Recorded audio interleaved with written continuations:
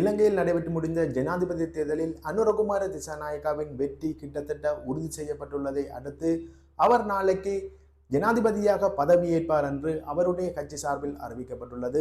மிகவும் எளிமையாக நடைபெறவுள்ள அவருடைய பதவியேற்பு வைபவம் முடிந்த பின்னர் அவர் உடனடியாக தனது செயலாளர் உள்ளிட்ட அமைச்சரவை அந்தஸ்து உள்ள அமைச்சுக்களின் செயலாளர்களை மாற்றம் செய்வார் என்றும் அவருடைய கட்சி சார்பில் அறிவிக்கப்பட்டுள்ளது.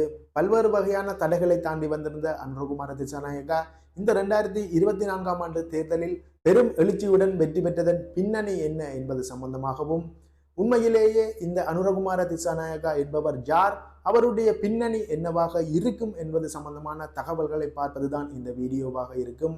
வணக்கம், இது ஜேசட் தமிழ் ரிப்போர்ட். எமது தளத்திற்கு நீங்கள் புதிதாக வந்திருந்தால் எமது தளத்தினை சப்ஸ்கிரைப் செய்து வைத்துக் கொள்ளுங்கள். அவ்வாறு செய்தால்தான் நாங்கள் தருகின்ற ஒவ்வொரு வீடியோவிலும் குறிப்பிடப்படுகின்ற புது தகவல்களை நீங்கள் உடனுக்குடன் அறிந்து கொள்ளக்கூடியதாக இருக்கும். இலங்கையின் 9வது நிறைவேற்று அதிகாரம் கொண்ட ஜனாதிபதியை தெரிவு செய்கின்ற தேர்தல் முடிவடைந்துள்ளது. இந்த தேர்தலில் வாக்கு எண்ணும் நடவடிக்கைகள் முற்றுமுழுதாக முடிவடைந்த நிலையில் தான் காணப்படுகின்றது. குறிப்பாக முதற்கட்ட வாக்கெண்ணும் நடவடிக்கைகள் தற்பொழுது முடிவுக்கு கொண்டு வரப்பட்டுள்ளன. 2ஆம் சுற்று வாக்கெண்ணும் நடவடிக்கைகள் ஏற்கனவே ஆரம்பிக்கப்பட்டுள்ளன. இந்த வகையில் முதற் சுற்று வாக்கெடுப்பு முடிவின்படி அனுரகுமார திசாநாயக்கா 42.31 வீதமான வாக்குகளை பெற்று முதலிடத்தில் உள்ளார். கிட்டத்தட்ட அவருடைய வெற்றி உறுதிப்படுத்தப்பட்டுள்ள நிலையில் தான் அவருடைய கட்சி சார்பில் அவர் நாளை பதவியேற்பார் என்ற தகவல் தற்பொழுது வெளியிடப்பட்டுள்ளது. பல்வேறு வகையான தடைகள் மற்றும் எதிர்ப்புகளை தாண்டி இந்த 2024ஆம் ஆண்டு நடைபெற்றிருந்த தேர்தலில் அனுரகுமார திசாநாயக்கா எவ்வாறு வெற்றி அடைந்தார், அவருடைய வெற்றிக்கு பின்னால் இருந்த காரணங்கள் என்ன என்பது சம்பந்தமாக பார்ப்பதற்கு முதல் இந்த அனுரகுமார திசாநாயக்கா என்பவர் யார் என்பது சம்பந்தமான தகவல்களை நாங்கள் பார்த்து விடலாம். ஜனாதிபதியாக உள்ள இந்த அனுரகுமார திசாநாயக்காவின் முழுமையான பெயர் திசாநாயக்கா முதியன் சலாகோ அனுரகுமார திசாநாயக்கா என்பதுதான் அவருடைய முழு பெயராக உள்ளது. இவர் 1968ஆம் ஆண்டு 11ஆம் மாதம் 24ஆம் தேதி கலேவல என்ற இடத்தில் பிறந்துள்ளார். அங்கிருந்து 4 வருடங்களின் பின்னர் கொக்கிராவை என்ற பகுதியில் சென்று அனுரகுமாராவின் குடும்பம் குடியேறியிருந்தது. அனுரகுமார திசாநாயக்காவின் குடும்ப பின்னணியை எடுத்து பார்த்தால் அவருடைய தந்தை சாதாரண ஒரு கூலி தொழிலாளியாக இருந்து வந்திருந்தார். அவருடைய தாயும் குடும்ப பெண்ணாக வீட்டிலேயே வசித்து வந்திருந்தார். இவ்வாறான ஒரு எளிமையான குடும்பத்தில் பிறந்திருந்த அனுரகுமார திசாநாயக்கா தனது ஆரம்ப கல்வியினை தமுதகம காமினி வித்தியாலயத்தில் பயின்றிருந்தார். இதன் பின்னர் தனது உயர்நிலை கல்வியினை தமுதகம மத்திய கல்லூரியில் தொடர்ந்திருந்தார். அந்த பாடசாலையில் உயர்தரத்தில் சித்தியடைந்திருந்த அவர் பல்கலைக்கழகத்துக்கும் தெரிவாகி இருந்தார். அந்த பாடசாலையில் கல்வி கற்ற மாணவன் ஒருவன் பல்கலைக்கழகத்துக்கு தெரிவாவது என்பது அனுரகுமார திசாநாயக்காவினாலேயே நடைபெற்றுள்ளது. அதனால் அவர் அந்த பாடசாலையிலும் தனது பெயரை தெளிவாக பொறித்துவிட்டு உயர்தர கல்வியினை தொடர்வதற்காக சென்றிருந்தார். 1992ஆம் ஆண்டு கலனி பல்கலைக்கழகத்திற்கு சென்றிருந்த அவர் 1995ஆம் ஆண்டு விஞ்ஞான பட்டதாரியாக வெளியில் வந்திருந்தார். பல்கலைக்கழக பட்டதாரியாக வெளியாகி இருந்த பின்னர் அனுரகுமார திசாநாயக்கா தீவிரமான அரசியல் செயற்பாடுகளில் ஈடுபட ஆரம்பிக்கின்றார். அதாவது 1997ஆம் ஆண்டு சோசலிச இளைஞர் அமைப்பின் தேசிய அமைப்பாளராக அனுரகுமார திசாநாயக்கா நியமிக்கப்படுகின்றார். அதே காலப்பகுதியில், அதாவது 1997ஆம் ஆண்டு ஜேவிபியின் மத்திய குழு உறுப்பினராகவும், அடுத்த ஆண்டு அதாவது 1998இல் ஜேவிபியின் அரசியல் குழு உறுப்பினராகவும் அனுரகுமார திசாநாயக்கா நியமிக்கப்படுகின்றார். இவ்வாறு அவருடைய அரசியல் வாழ்க்கையானது படிப்படியாக முன்னோக்கி கொண்டு செல்கின்றது. இந்த வகையில் ஜேவிபியின் அரசியல் குழு உறுப்பினராக நியமிக்கப்பட்டிருந்த அனுரகுமார திசாநாயக்கா அந்த ஆண்டு 1998இல் மத்திய மாகாண சபை தேர்தலில் போட்டியிடுகின்றார். அதாவது ஜேவிபியின் முதலமைச்சர் வேட்பாளராக அவர். மாணவர் அமைப்புகளிலும் இவருடைய பங்கு காத்திரமானதாக இருந்து வந்துள்ளது. பல்கலைக்கழக மாணவனாக இருந்த போதே அனுரகுமார திசாநாயக்கா அரசியல் செயற்பாடுகளிலும் ஈடுபட்டு வந்திருந்தார். குறிப்பாக அந்த காலகட்டங்களில் அரசியல் ரீதியாக எழுகின்ற பிரச்சனைகள் மற்றும் மாணவர்கள் மத்தியில் எழுகின்ற பிரச்சனைகள் சம்பந்தமான பல்வேறு வகையான போராட்டங்களை நடத்தியதோடு முதல் தேர்தல் களத்தை கண்டிருந்தார். இருப்பினும் அந்த தேர்தலில் அவர் வெற்றி பெறவில்லை. இருந்தபோதும் அவர் துவண்டு விடாது 2000ஆம் ஆண்டு நடைபெற்றிருந்த பாராளுமன்ற தேர்தலில் போட்டியிட்டிருந்தார். அதில் போட்டியிட்டு அவர் வெற்றி பெற்று 2000ஆம் ஆண்டு முதல் முறையாக பாராளுமன்ற உறுப்பினராக தனது காலை பாராளுமன்றத்தில் பதித்திருந்தார். இதன் பின்னர் 2004ஆம் ஆண்டு குருநாகல் மாவட்டத்தில் போட்டியிட்ட அனுரகுமார திசாநாயக்கா அதிக விருப்பு வாக்குகளை பெற்று மீண்டும் பாராளுமன்றத்திற்கு தெரிவு செய்யப்பட்டிருந்தார். அந்த காலகட்டத்தில் சந்திரிகா பண்டாரநாயக்க குமாரதுங்கவின் கூட்டணி அரசாங்கம் அமைந்திருந்தது. அந்த கூட்டணி அரசாங்கத்தில் விவசாய அமைச்சராகவும் அனுரகுமார திசாநாயக்கா தனது பணியை தொடர்ந்திருந்தார்.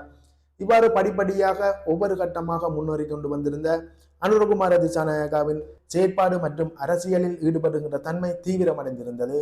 இதன் பின்னர் 2010ஆம் ஆண்டு தேசிய பட்டியல் நாடாளுமன்ற உறுப்பினராக அனுரகுமார திசாநாயகாவை ஜேவிபி கட்சி அனுப்பி வைத்திருந்தது. இதன்படி 2008ஆம் ஆண்டு ஜேவிபியின் பாராளுமன்ற குழு தலைவராக அனுரகுமார திசாநாயகா நியமிக்கப்படுகின்றார். இவ்வாறான அனுரகுமார திசாநாயகாவின் வளர்ச்சியானது ஜேவிபி கட்சியினையும் சேர்த்து வளர்த்திருந்தது என்றுதான் சொல்ல வேண்டும். இதன் அடிப்படையில் தான் 2014ஆம் ஆண்டு ஜனவரி மாதம் 2ஆம் தேதி ஜேவிபியின் 7வது தேசிய மாநாடு நடைபெற்றிருந்தது. அவர் தலைவராக நியமிக்கப்பட்டதன் பின்னர் நடைபெற்றிருந்த மாகாண சபை தேர்தல்களில் ஜேவிபியின் பங்கு அதிகமாக வகித்திருந்தது. குறிப்பாக ஜேவிபியினை சேர்ந்த அதிகமானவர்கள் மாகாண சபை உறுப்பினர்களாக தெரிவு செய்யப்பட்டிருந்தனர். இதன் தொடர்ச்சியாக அனுரகுமார திசாநாயகா 2015ஆம் ஆண்டு நடைபெற்ற பொது தேர்தலில் கொழும்பு மாவட்டத்தில் களமிறங்கியிருந்தார்.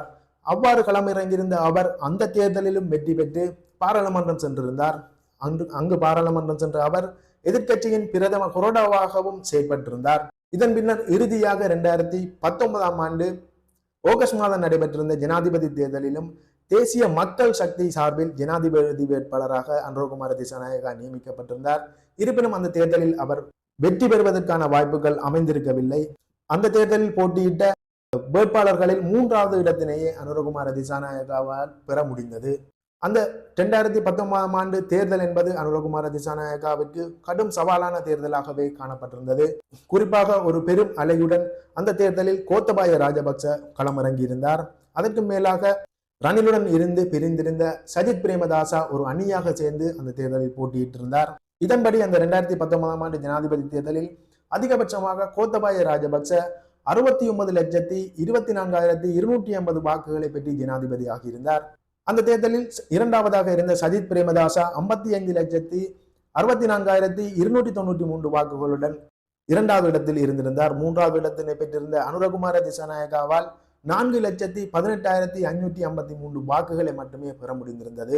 இந்த 2024ஆம் ஆண்டு தேர்தலிலும் களமிறங்கி இருந்தார். இந்த தேர்தலிலும் வளமை போன்று அனுரகுமார திசாநாயகாவிற்கு பல்வேறு வகையான சவால்கள் காணப்பட்டிருந்தது. இவ்வாறான நிலையும் தொடர்ச்சியாக தனது தீவிர அரசியல் செயற்பாடுகளில் ஈடுபட்டு வந்திருந்த அனுரகுமார திசாநாயகா, அதாவது இந்த தேர்தலில் போட்டியிட்டிருந்த ஜனாதிபதி ரணில் விக்ரமசிங்க அனுரகுமார திசாநாயகாவிற்கு கடுமையான போட்டியாளராக அமைவார் என்று எதிர்வு கூறப்பட்டிருந்தது. ஏனென்றால் அவர் கோத்தபாய ராஜபக்சவின் அரசாங்கத்தில் இருந்த அதிகமான அமைச்சர்களை தன்வசம் வைத்திருந்த காரணத்தினாலும் சிங்கள வாக்குகள் அவருக்கு செலுத்தப்படும் என்ற காரணத்தினாலும் அனுரகுமார திசாநாயகாவிற்கு ரணில் விக்ரமசிங்க கடுமையான போட்டியாளராக இருப்பார் என்று எதிர்ப்பு கூறப்பட்டிருந்தது. இதற்கு மேலாக சஜித் பிரேமதாசாவும் ஒரு பலமிக்க வேட்பாளராக காணப்பட்டிருந்தார். குறிப்பாக அவருடைய கூட்டணியும் விரிவான கூட்டணியாக இருந்ததால் அவரும் அனுரகுமார திசாநாயகாவிற்கு பல்வேறு அழுத்தங்களை அல்லது இடர்களை கொடுக்கக்கூடிய வேட்பாளராக காணப்படுவார் என்று எதிர்ப்பு கூறப்பட்டிருந்தது. இது ஒரு புறம் இருக்க, சஜித் பிரேமதாசாவின் கூட்டணியில் இருந்தவர்கள் குறிப்பாக மலையகத்தை சேர்ந்தவர்களும் வடக்கு கிழக்கில் உள்ள அரசியல் கட்சி தமிழ் அரசியல் கட்சிகள் உள்ளவர்களும் சஜித் பிரேமதாசாவுக்கு ஆதரவு வழங்கியதால் அனுரகுமார திசாநாயகாவின் வெற்றி என்பது ஒரு கேள்விக்குறியாகவே காணப்பட்டதாக பல்வேறு தரப்பினரால் கருத்து தெரிவிக்கப்பட்டிருந்தன.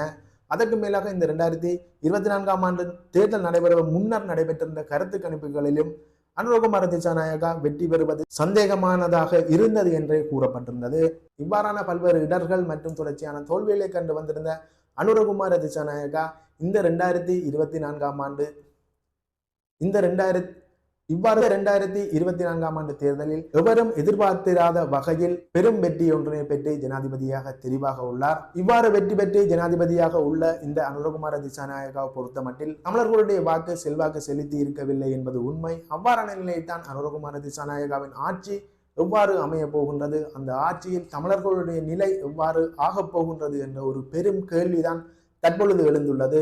இவ்வாறான நிலையில் இந்த அனுரகுமார திசாநாயகா அமைக்கப் போகின்ற இந்த புதிய ஆட்சி எவ்வாறு அமைய போகின்றது, அந்த ஆட்சியினை தமிழ் தரப்பு அரசியல்வாதிகள் எவ்வாறு எதிர்கொள்ளப் போகின்றார்கள் அல்லது தங்களுக்கு சாதகமாக்கி கொள்ளப் போகின்றார்களா என்பதனை நாங்கள் பொறுத்திருந்து பார்க்க வேண்டும். நாளை அல்லது நாளை மறுதினம் இந்த புதிய ஆட்சி எவ்வாறு அமைய போகின்றது என்பது சம்பந்தமாக வெளிப்படையாக தெரிந்துவிடும். அவ்வாறான ஆட்சி அமைப்புகள் நடைபெறும் போது அல்லது அனுரகுமார திசாநாயகாவின் அரசாங்கத்தின் தமிழர்களுடைய நிலை என்னவாக இருக்க போகின்றது என்பது சம்பந்தமான தகவல்கள் தெரியும் போது அதை உங்களுடன் பகிர்ந்து கொள்கின்றேன்.